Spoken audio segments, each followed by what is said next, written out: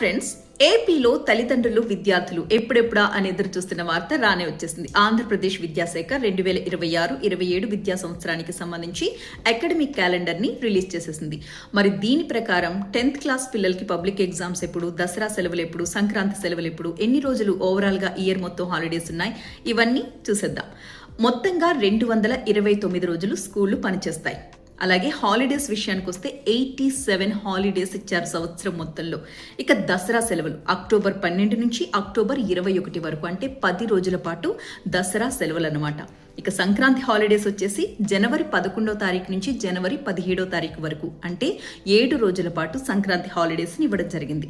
ఇక ముఖ్యంగా 10th class public exams ఎప్పుడు అంటే మార్చి 15 నుండి మార్చి 31వ తారీఖు వరకు పబ్లిక్ ఎగ్జామ్స్ జరగబోతున్నాయి.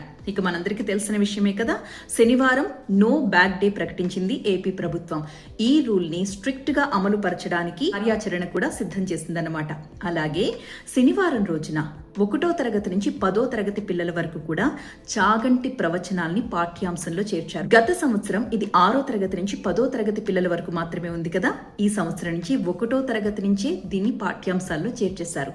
దీనివల్ల మన పిల్లలు మంచి నైతిక విలువలు నేర్చుకుంటారు అనడంలో ఎలాంటి సందేహం లేదు. మరి ఇంకెందుకు ఆలస్యం, సెలవులు ఎప్పుడు అనేది తెలిసిపోయింది. మరి ప్లాన్ చేసేసుకోండి, దసరా సెలవులు, జనవరి సెలవులకి ఎక్కడికి తీసుకువెళదాం పిల్లల్ని అని చెప్పి.